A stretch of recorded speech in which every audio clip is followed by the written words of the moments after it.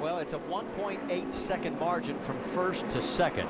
And you saw that David Reagan, who's 2 laps down in 8th, get around him and sort of pull away. And here comes Brad Keselowski, who's 3 laps down in 16th. There's not many racetracks that scuffed tires work well. Just give me stickers, man. Let's just say one thing. If you put scuffed tires on, it's only because you don't have new tires. That's the problem with this racetrack. They're definitely not going to make you run any quicker. Whoa! 22 of Jared Johnson's going to go around, and it looks like he's going to collect the 71 of Ron Young. If everybody gets refired. All right, get her fired up, roll. Caution's out. Okay. Well, that's the 3rd time poor Ron Young's. Come down pit road right now. We'll take the penalty. Looks like he got some help. You look at Jared's left rear quarter panel, the thing's stove up underneath the car. It's the 3rd time I was saying that Young has had problems in turn 2. This one was not his doing, though, as yeah, there is some damage to Jared Johnson's car. Jared, brother of Jimmy Johnson, will start on pole tomorrow at Atlanta. First nationwide race for Jared. He's done a great job. All right, take a look, see what happened.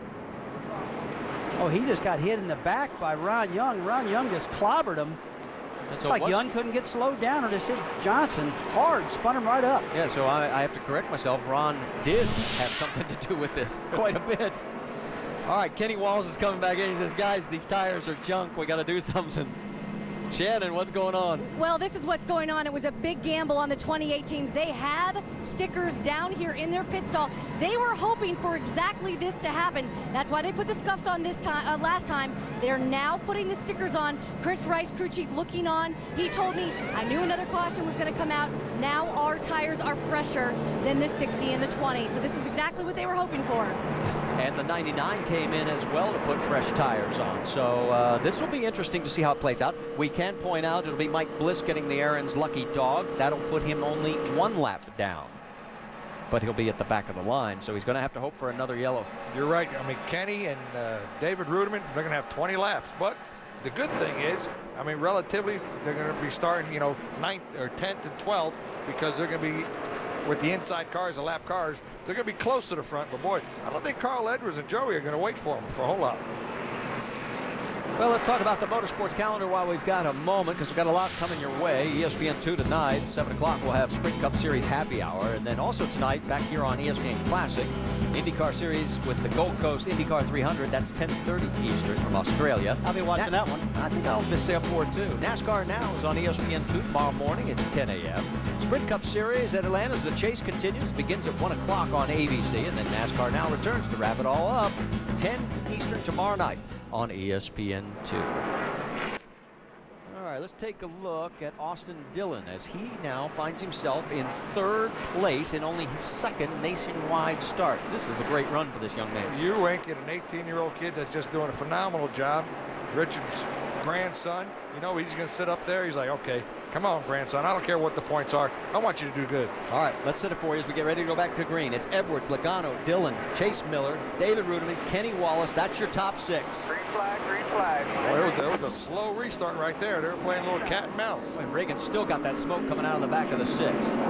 Still can't figure out if it's an engine problem or if it's tire. Reagan got in that wreck earlier, bent that right front fender, and I'm not too sure that right front fender on Reagan's car is rubbing a little bit, causing that in those restarts or what it is, but still smoke coming out of it. You saw Clint Boyer there. He is 17th right now, still 3 laps down.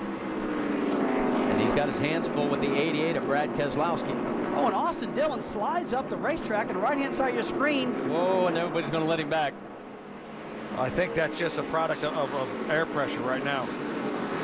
Yeah, that could be just some low air pressure cause him not to get hooked up real good, but he's awful high up in the racetrack, Randy, and that's not the preferred line, so I don't know if that car's got some rubber buildup on the tires from the last restart. He didn't get it cleaned off, or what caused that problem? Well, he's backed up to 6th from 3rd because of that slip, though still is the last car on the lead lap. 19 laps to go, and this race, nothing at all like we were anticipating after the last 2 years that were caution-filled. 25 last year, 16 the year before.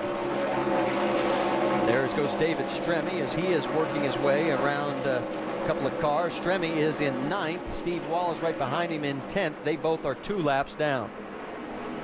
I've been keeping an eye on the 99 car here.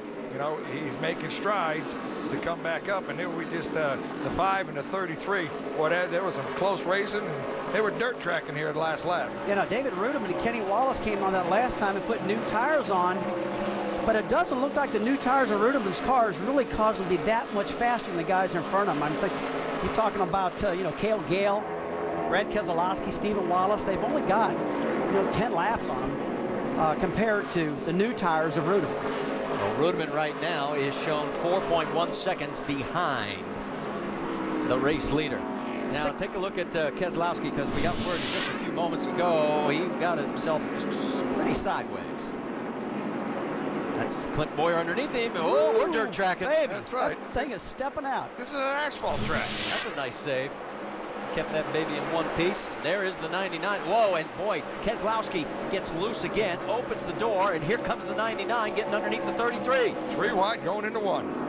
And those new tires of Rudeman are paying off right now. He's right on the bottom of turn 1 and 2. He should check out these guys right now on those fresher tires and clean air to the front of that nose of that car. Yeah, I said clean air, even on these short tracks. It helps a lot when you have nobody in front of you. Get that down for us. Let you know the 29 of Wimmer is 4 laps down in 23rd. Not a factor in all this. The guy to keep an eye on is Rudeman. He is 5 seconds behind the race leader. And while we're watching David try and work his way back to the front, we can tell you that Carl is in no danger. He's got a 2.3 second lead over Joey Logano. This time by it'll be 13 laps to go. Those laps are winding down quickly here. Again, more action behind, not for position. There is the 20 of Joey Logano, and he's got Clint Boyer in front of him. And as we mentioned, Boyer is 16th now, 3 laps back. Whoa! Boy, you see Strummy getting it back of Logano right now. These guys that are 2 laps down are so frustrated because they know they got fast cars, but they just got stuck in that pit sequence earlier in the race. And so frustrated because of it, it's unreal. You can see that Strumy's just driving his guts out. He said, man, I should be second. That's right. Yeah, he's thinking, I should be second. I got the second fastest car, but you know what? That's racing. That's what happens. They had a chance to pit. Boy, a little while ago, Joey Logano went into turn 3 and locked up that left front wheel. Smoke poured out from underneath that car. He let off the brakes, got that thing hooked back up, but really struggled to get into turn 3 that last time by. See that there is the 99 of Rudeman going underneath the 66. And Rudeman continues, and we got a spin in turn number 2 again. This time it is Mark Green, the 59 of Marcus Ambrose. There's damage and there's caution on the racetrack. And that will be our 7th now, which ties us for the fewest ever here at Memphis Motorsports Park. But it's still a heck of a lot better than 25. Well, I'm glad I didn't say anything. I just got ready to say it's only 11 laps to go. We haven't had a caution. Take a look. It's gonna be single file restart here. But you know who helps? The man we're on board with, That's Mike right. Bliss. He gets the Aaron's lucky dog, and he's very lucky to get through. Yeah, you see that? I mean, that's like an old movie where it's all corners all smoked up. You can't see nothing, and he drove through it. Bliss didn't made it. Well, one of the things, I mean, Bliss is the lucky dog, but it's going to be about 8 laps to go when it goes back to green. Lucky dog, tail end of the longest line. Yeah. Boy, that's going to make it tough on him. Yeah, but he'll take it. He'll take it, get back on the lead lap now, but he's got another problem. Single file restart. Yeah, the left front tire's flat in this thing. Yep. Hope he doesn't do any damage there, he's probably thinking.